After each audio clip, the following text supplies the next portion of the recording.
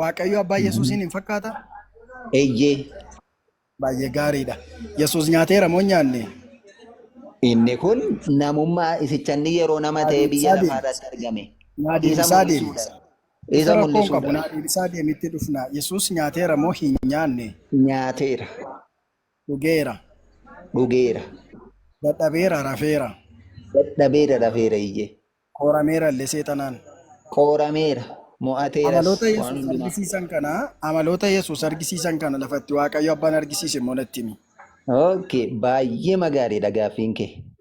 Gooftaan keenya Yesuus Kiristoos cubbuu namootaatiif jecha biyya lafaa irratti akka argamee namantamoo namantu Kanan si gaafataa jiru amaloota jedhe. Yesuus argisiise lafatti abbaan argisiise natti miidhagaa. Daayirektiin si gaafadhe daayirektiin illee naa deebisi. Gooftaan kee amaloota Yesuusii fi amaloota abbaan agarsiisan kan inni ittiin wal fakkaatu waaqayyummaa isaaniitiin.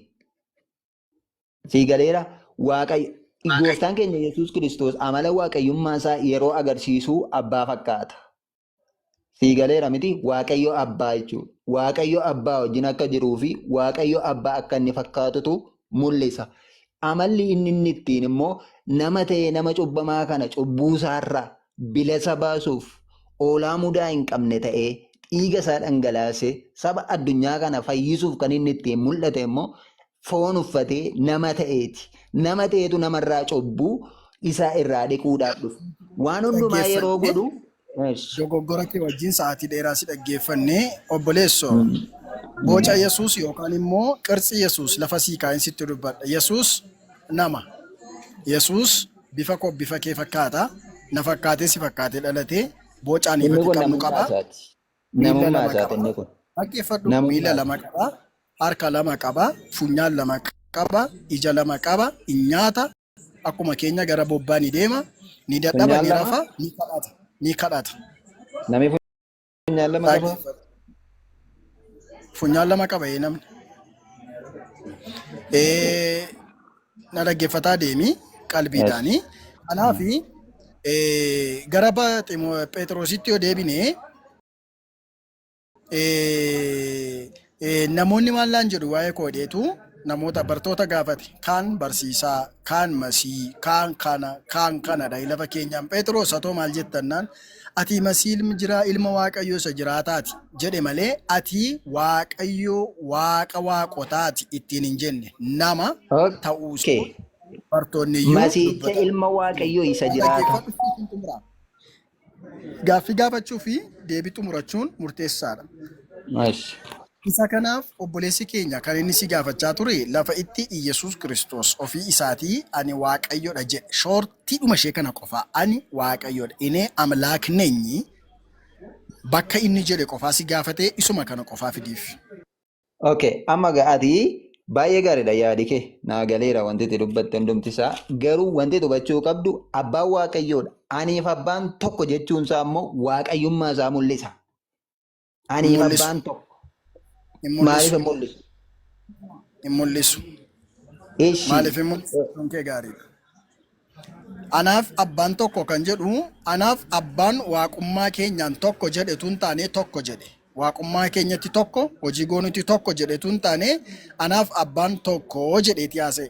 Yesuusiif waaqayyo abbummaatti tokko godha yoo jenne abbummaaf ilmummaa qofaadha.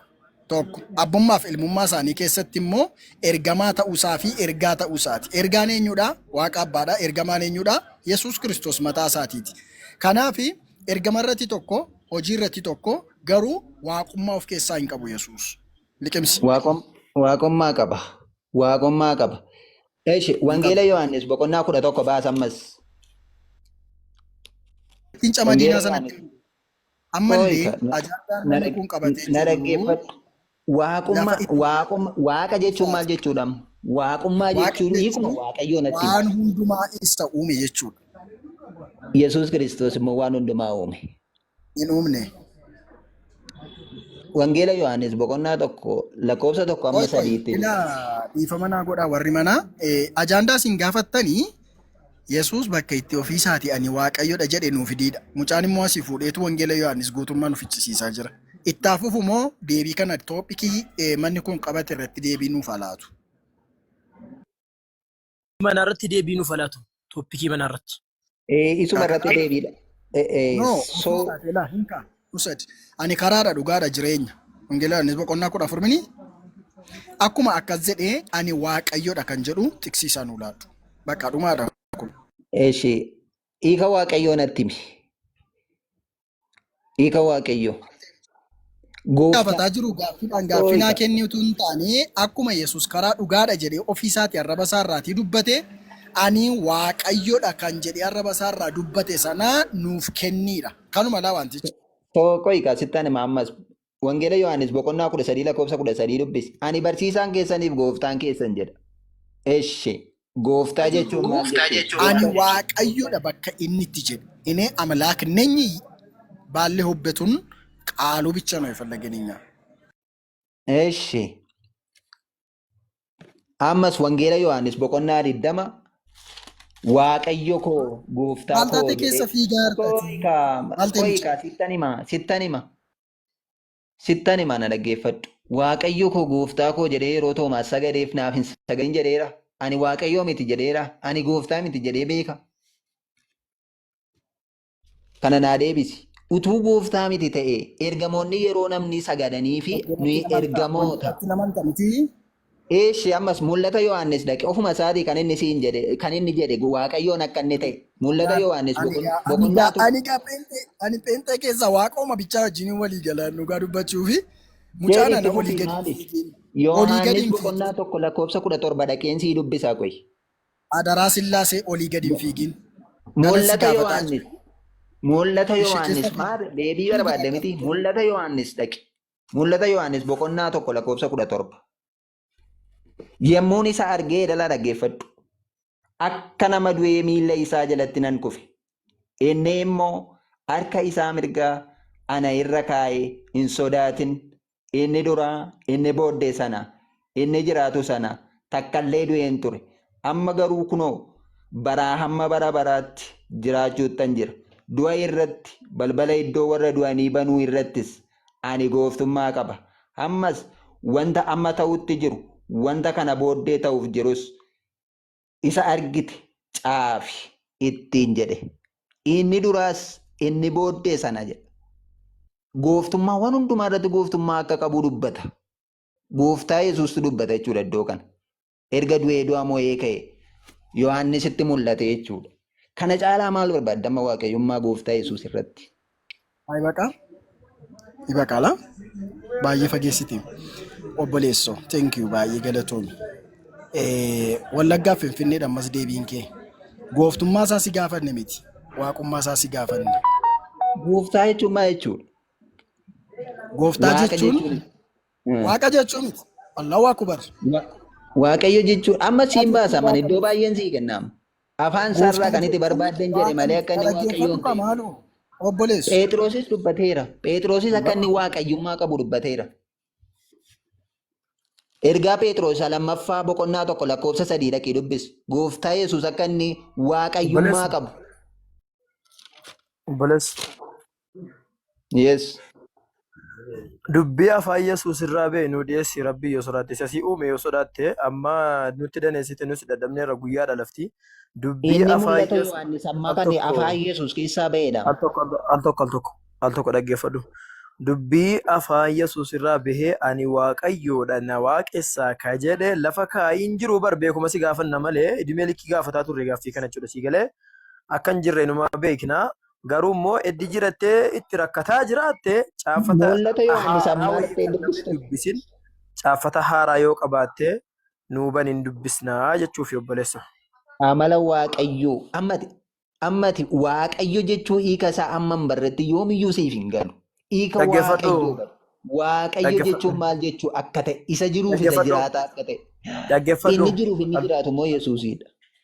Danuun dubbatin al tokko innan jedhee Innan jedhe obboleessoo fakkeenyaaf Hoose'aa raajichaa boqonnaa 11 lakkoofsa 9 irratti Waaqayyoon akkana jedha. Ani Waaqayyoodha malee nama miti jedhee namummaa ofirraa morma Waaqayyoon. Akkanattiin Yesuus ani Waaqayyoodha jedhee namummaa ofirraa morme dubbii Kiristoos nuu fidi. Baxaam ariif Hoosiyaa keessatti maaliif akka Waaqayyoo dubbate bari. Nama jechuun maal jechuudha? Nama jechuun namni cubbamaa ta'uusaa. Waaqayyo nama sicha intini isaatiin miti. Namummaa isaatiin sicha mul'atuun otoo hin taane amala namaatiin. Amala namaa, amala beektanii amala namaa. Amalli namaa maal fa'aa of keessaa qaba? Namni Ani Waaqayyoodha malee nama miti ka jedhe fidiisiin jechuun hin jiru namni waan obboleessa. hundumaa gochuu hin danda'u. Qo'i kana dhaggeeffadhu. Namni waan hundumaa gochuu hin danda'u. Garuu Waaqayyo Okay, waan hundumaa miitii godhu. gochuu danda'a. Waaqayyo wanta Miitii dubbate godhu. raawwachuu danda'a. Isa kana Miitii mul'isuuf godhu. malee, isa kana Miitii godhu mul'isuuf tokko. malee bifa namummaas isa kanaatiif hin jenne. Bifa namummaa isaatiin mul'achuu isaatiif otoo hin taane Miitii Waaqayyo godhu. kuni waan hundumaa gochuu akka danda'u, akka namaa kan hin sobne, akka namaa kan cubbuun hojjenne ta'uusaa mul'isa. Gooftaa Yesuus Miitiin immoo godhatu waan tokko Waaqayyo ulfaadhu. akka ittiin isii Ulfaadhu. deebisa. Ulfaadhu. Waan. Waa gochuudhaan waa inni hojjeteen waaqayyummaa isaa beeknaa. Jedhaarta na jalan dubbatini waa gochuudha yoo taate hayyeen Phaawulos waa godhaa ture. Phexros waa godhaa ture. Namoonni waa goggodhan macaafa keessatti hedduudha. Barnaabaas illee na jala deeme jira. Okay. Jira Amma jira. Phexros du'aa ni kaase. Obboleessi keenya tokko dheengadda wal faana dubbannee Phexros du'aa ni kaaseen jedheen maqaa Yesuusiin kaasee naan jedhe. Gaafa dhannee dubbisnu wantumni akkana jiru hin jiru. Maqaa Yesuusiin kaase ka jedhu hin jiru gaafa dhannee dubbisnu jechuudha. Phexros jilbeeffatee kadhateetu du'aa kaase illeen. Phaawulos oduma tokkoon kadhatiin kaase. Phaawulos du'aa kaasee jira macaafa keessatti. Namoonni adda addaa warra hojii hojjetaa turan macaafa keessatti jechuudha. Hojiidhaan miti waaqayyummaa kan nuti ilaallu. Himamsaan jalqaba afaanii himachuu qabaani. Ana nama akka jedhee himatetti, ana nama akka jedhee himetti, ana waa. Okay. Biroo dhaggeeffachaa jirta Phexrosii waan inni jedhee dubbate. Waan inni jedhee dubbate sii dubbisu. Wangeela hojii ergamootaa boqonnaa 4:12 irratti fayyinnis Yesuus Kiristoos duwwaadhaan malee kan biraatiin tokko illee hin jiru. Maqaan kan biraa ittiin fayyuun kan nuuf ta'u Waaqa jalaa ilmaan namootaaf hin kennamne. Eenyuun malee maqaa Kiristoosiin malee jechuudha. Kanaafiyyuu Phexros maqaa eenyuutiin iyyuu du'aa kaasee hin beeku. Maqaa Yesuusiin ala jechuudha. Eenyumtu maqaa Yesuusiin alatti dinqii hojjechuus hin danda'u. Kanaafiyyuu isa kana addanumatti kanuma irratti hubadhu.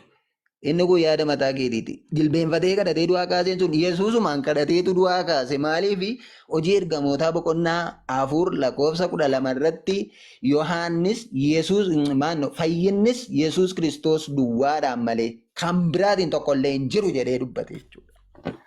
Asumatti kana hubadhu.